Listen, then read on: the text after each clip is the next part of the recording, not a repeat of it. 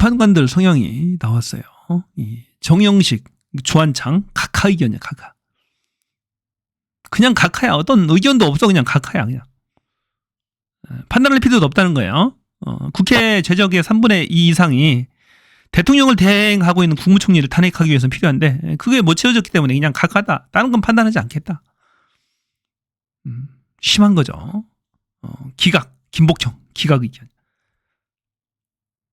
만약 임명하지 않은 게 헌법 위반이 아니래. 법률 위반이 아니래요. 이 말이 되는 건가요? 전혀 비이성적이잖아요. 정영식과 김복형이 윤석열 심판에서도 기각 각하 의견을 내지 말라는 법이 없어요. 그래서 지금까지 판단을 못하고 있었던 것 같아요. 윤석열 탄핵 심판이 무엇보다도 시급하잖아요. 하지만 아직까지 어떤 결론도 못 내리고 있잖아요. 그 이유가 이게 아니겠어요? 6명 이상이 필요한데 5명밖에 안 되는 거야, 나머지. 정영식, 김복형, 주한창 여태까지 20여 건의 탄핵이 있었는데 다 기각 각하 의견이잖아요. 가장 보수화됐다는 정영식, 김복형, 주한창 이 3명이 문제입니다. 내란숙의 윤석열이 국회를 침탈하고 이 쿠데타 내란을 일으킨 것은 대한민국 국민 다 봤어요. 전 세계가 다 생중계도 시켜봤습니다. 이것을 그냥 정상적인 방법으로는 봐줄 방법이 없는 거야. 그러니까 각하 의견을 낼 가능성이 있어요. 시덥지 않은 거 하나 들어가지고 각하 의견 되는 거죠. 이런 겁니다. 구체적으로. 내란죄 부분은 내란죄를 탄핵 소추, 국회가 탄핵 소추할 때 의결할 때는 있었는데 심판 과정에서 헌법재판소 심판 과정에서 너희가 철회하지 않았느냐. 가장 중요한 내란죄 부분을 철회했으니까 이 심판 청구가 각하 의견을 내버리는 거죠. 그런 거 다른 거 판단할 필요가 없잖아요. 5가지 힘든 5가지를 판단 안 해도 되잖아요. 구체적으로 5가지 들어가면 누구나 다 이건 위헌 위법이라고 탄핵을 선고할 수밖에 없는 거잖아요.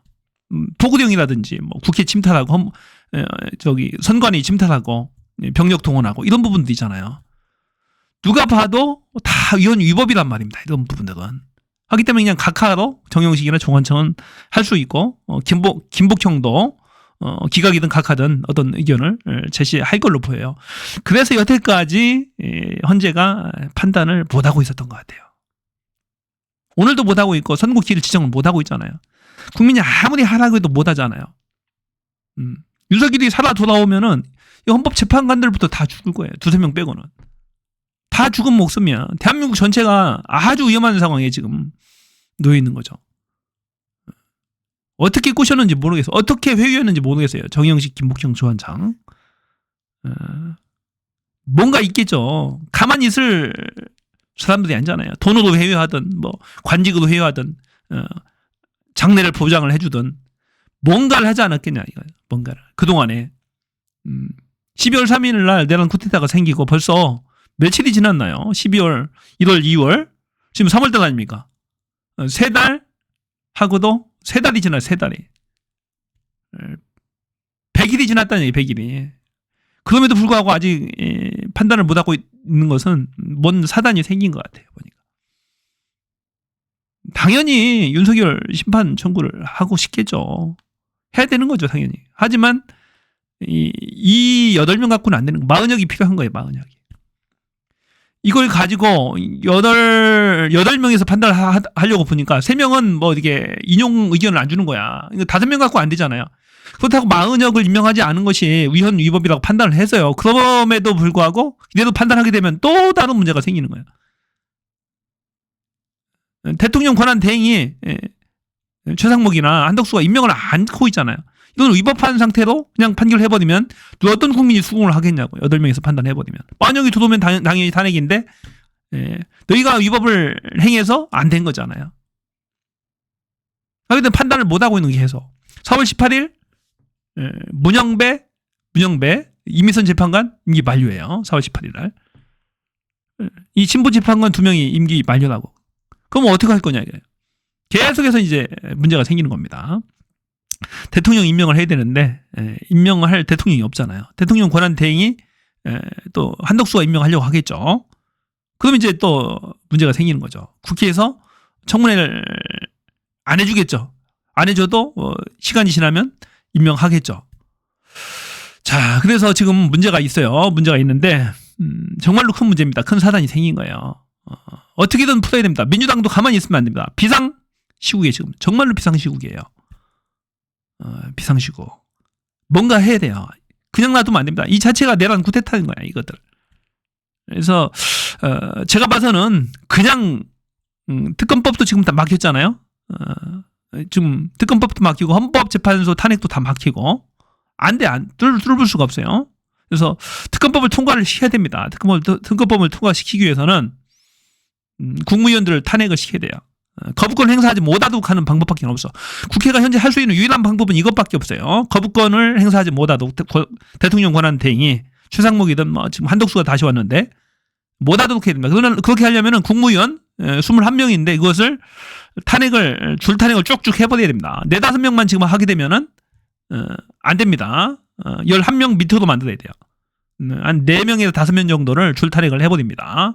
그래서 국회 의결을 못하도록 국무회의를 못하도록 해서 법률안 제의 요구를 못하도록 국회에서 통과시키고 그 대통령 권한대행이 제의 요구를 못하게 되면은 국회의장이 공포를 하면 되거든요. 그래서 특검법을 통과시켜서 윤석열 특검법, 내란 특검법, 외환 특검법, 그리고 김건희 특검법, 뭐 명태균 특검법도 해서 밀어붙여야 됩니다. 윤석열 다시 구속시켜야 되고 그 방법 외에는 없어요. 다른 방법이. 무슨 방법이 있냐고요? 그 방법 외에는 없습니다. 자, 대통령 선거 걱정하지 마세요. 선거일 공고. 자, 국무회의 운영에 관한 특별법을 또 만들어서 하면 되는 거예요. 그건 또 국회가 자기가 만들어서 다시 공표하면 되는 거니까 대통령 선거 공고할 수 있어요. 걱정 안 해도 됩니다. 그런 식으로 해서 가야지 이게 해결이 되지. 그렇지 않으면 해결이 안 된다. 윤석열을 반드시 재구속을 시켜야 됩니다. 특검법을 통과를 시켜서 특검으로 하여금 하도록 해야 돼요. 지금 검찰도 못 믿습니다. 보세요. 비 아픈 숨기려고 김성훈이 구속 안 시키는 거 보세요. 이 구속영장 실질심사 때 검사가 안 들어갔다고 하잖아요.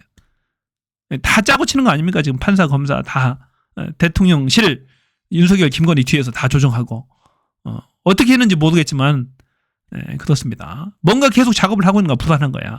이 비상시국에서 비상 컨티전시 플랜이 필요한 거예요. 비상한 계획이 필요한 거야 지금.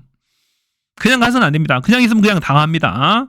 그냥 쫙쫙쫙 밀어붙여서 줄탄핵해서 특검법 거부 못하도록 해서 특검 통과시켜야 됩니다. 그렇게 해서 끝내야 돼요.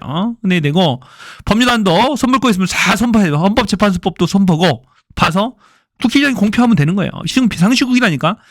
제2의 내란입니다. 지금 내란. 윤석열 풀어준 것부터 다 이상하잖아요. 김성훈이 구속 못 시킨 것도 이상하고 다 이상합니다. 지금 이 비상시국에는 비상한 계획이 필요한 겁니다. 정말로 상상하기 싫은 일들이 계속 발생하고 있습니다. 이 방법 외에는 없을 거예요. 그냥 가만히 있으면 멍하니 당합니다. 내일 이재명 대표 선거법 심판이 있는데 개인적으로는 뭐 잘 나올 걸로 봅니다. 100만 원 이하의 벌금형이 나오거나 무죄가 나오거나 할 것 같아요. 그러니까 걱정하지 마시고 지금은 이 비상한 계획이 필요하고 그 대통령 권한대행이 법률안 거부권 행사하지 못하도록 국무회의 국무위원들을 탄핵시킬 필요가 있습니다. 자, 여기까지요.